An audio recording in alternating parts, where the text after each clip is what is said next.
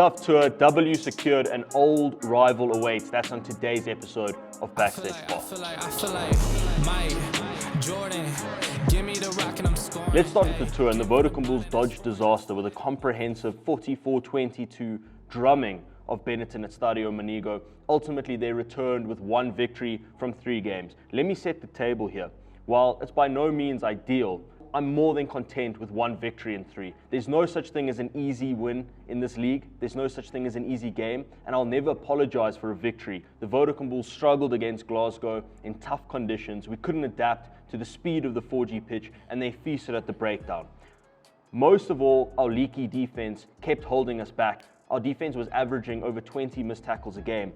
You can't keep stealing from Peter to pay Paul, and eventually that bill was due. It was due against Glasgow. It was due again against Munster, even though it was a much improved defensive performance. But again, we struggled at the breakdown. We struggled in those conditions, and this is a Munster team at Thorman Park, yes, not playing phenomenal rugby statistically, but still littered with Irish internationals. And then we take a massive stride ahead defensively against Benetton. We made 134 tackles and missed just 11 for an excellent return of 92%.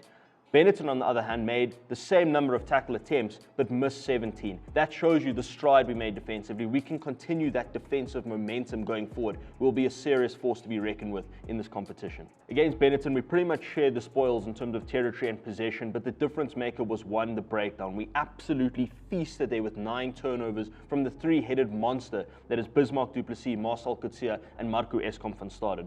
Then on attack, 5 tries to 1. We were lethal in the second half. Great efficiency, great execution. Let's not diminish this win. People are going to say Benetton's an Italian side. Yes, they are, but Benetton is a well-coached, well-drilled team packed with Italian internationals. This is a really good side that can be a juggernaut at home. They were undefeated at home until the Vodacom Bulls came rolling into town. They defeated Glasgow. They defeated the Dragons. They defeated Scarlets. That Dragons team has seriously improved this season. Benetton is a different animal at home.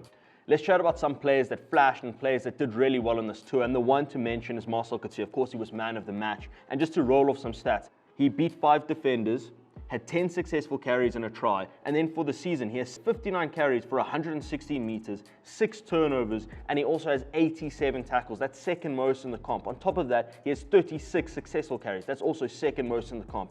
Marcel Coetzee is what he has always been, and that is a world-class player. On top of that, Ulrich Loh had a really dominant performance, and so it was super alarming to see him leave the field with a swollen ankle. We hope he gets back soon. But for the tour, Ulrich has been mammoth. He has 59 carries, 68 tackles, at a 91% tackle completion percentage, and 3 turnovers. In the backs, Harold returning was immense against Munster. He is the glue. He's that direct carrier that gets us consistently over the advantage line, gets us in behind the defense. Because he gets over the advantage line so quickly, ensures that quick ball that allows us to play wide. Harold is averaging 4.7 meters a carry. I don't care who you are, that is immense. DK, I thought was really good against Munster. He had a nice cameo there, scored a try, set another one up. He was really good against Benetton as well. He's catching some early form, which is really good to see. And our backs, player that really stood out for me is Kurtley Arendse.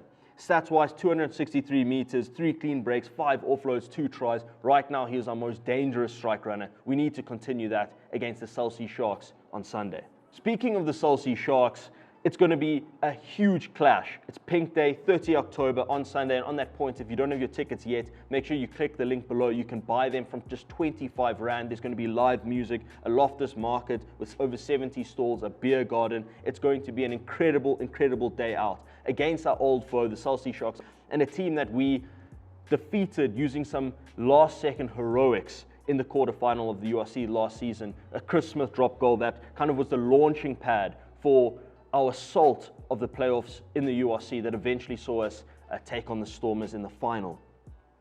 Speaking of the Cell-C Sharks, they're a really difficult team to analyze because they've only played 4 games. They've had 2 wiped out due to Justin Bieber and the which is pretty much the same thing. But starting with their strengths, they have a devastating strike rate. 17 tries in 4 games, they're averaging 4 tries per game.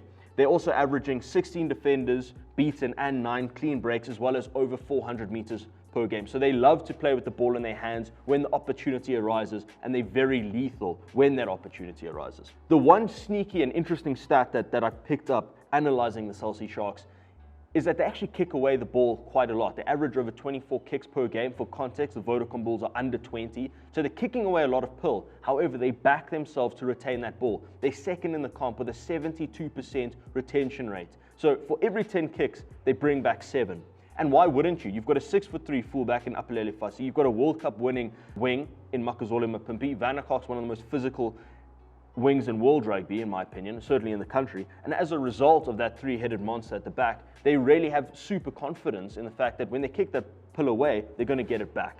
Lastly is they scrum, of course, much lauded, much vaunted, all Springbok front row. 95% of the scrums they compete in, they win. That's incredible. However, some context is required here.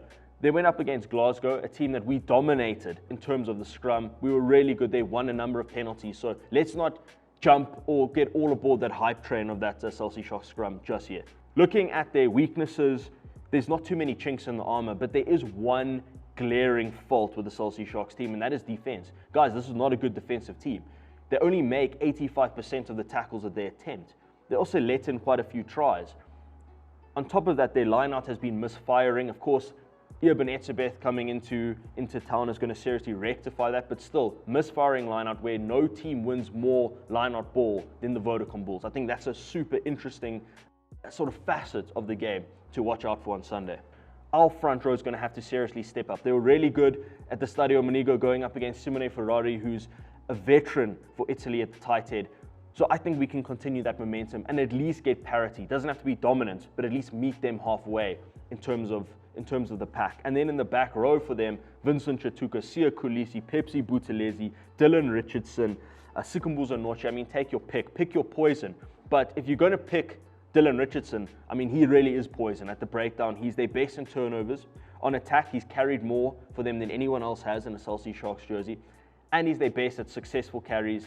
So the one player we need to nullify, should they select him, the sneaky player is Dylan Richardson. Sticking with that back row, you now have the injury to Ulrich, and we don't know how long he's going to be out, but should he not play on Sunday, and we don't expect him to, whom do you bring into that back row, and how does it affect that dynamic? You could bring in Virje Steenkamp. He's been playing with the bench. He started against Munster. He's a natural number 8, so he brings that mobility in the wider tram lines, that energy on defense. He gets around the park a lot and has a big work rate. He's a natural 8, as I said, but you lose the lineout option without Ulrich. Do you bring in Ruan for Mark? Guy who can play lock, super great lineout option, brings that physicality and that grunt. He can play 8, he's played 8 for the Lions, but you probably prefer him at 7. Then you need to shift one of Marku or Marcel to 8. So there's a bit of shuffling. It'll be very interesting to see which selection path he goes for. Or does he pick someone totally different? In the backs, Kirtley Arendse, and I'll get to this in a minute, but it's most important that Kirtley cooks on Sunday. Kirtley is one of the most dangerous players in world rugby on counter-attack. He's not a player that you say needs to get the ball in space. I mean, we hear that trope so often. Kirtley is brilliant without space. He's super physical for a compact, diminutive back. He gets over the advantage line. He always beats the first defender. He can go around you. He can go through you. He can set up the players outside of him. So you need to watch out for Kirtley Arendse. Let's move on to prediction time, and I'm going to chat a bit about how we should approach this fixture. And we've mentioned the way the Chelsea Sharks like to play on attack. We've mentioned defensively they aren't great. On attack, it's obvious. They predicate their game on their kicking game and their ability to retain the kicks or retain the ball they've kicked away. And why wouldn't you, as I said, with Apelele Fassi, 6'3", you've got a World Cup winning wing, you've got Vanderkolk physical in the air, they're looking to dominate the skies. But we've got a 6'4" wing in David Kriel, who's really coming along nicely. Kirtley Arendse is no slouch in the air. So I think we need to fight fire with fire there. If they're going to kick the ball on us, we need to be physical in the sky and try and win as much of that ball as we can back. I think we need to kick on them as well. In the packs, yes, they've got this much vaunted, much lauded Springbok front row. But our front row is not too shabby either. We stepped up against Benetton, as I mentioned. You're looking at the Gerrie Steenkamps, the Bismarck du Plessis, should he start. Whomever plays the 3, whether it's Klopper, whether it's Mornay, whether it's Jacques van Rooyen. Again, step up in the number 3 jersey. Fight fire with fire. Fight brutality with brutality. Again, we don't need to get dominant, but just parity. Meet them physically. Meet that physical charge. Take it head on. And then in the backs, people will be saying, oh, let's run them off the park because they miss so many tackles. But again, I don't think that's the strategy here. Play your natural game. Kick on them. Back yourself to win ball back against one of the best teams in doing it in the comp. And when those opportunities arise, you've got the strike runners in a Kirtley Arendse, Sabu Nkosi should he play, David Creel, Harold Forster over the advantage line. You've got the players. Emrys Papier is brilliant around the ruck, who can open them up like a can of beans and make things happen.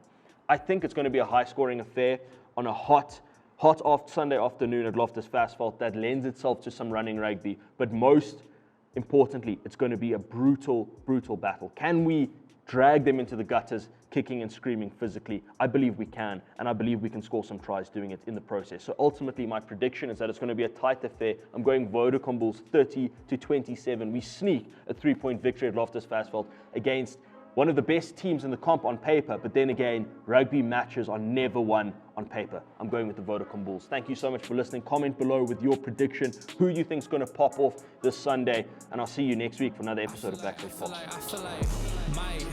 Jordan, give me the rock and I'm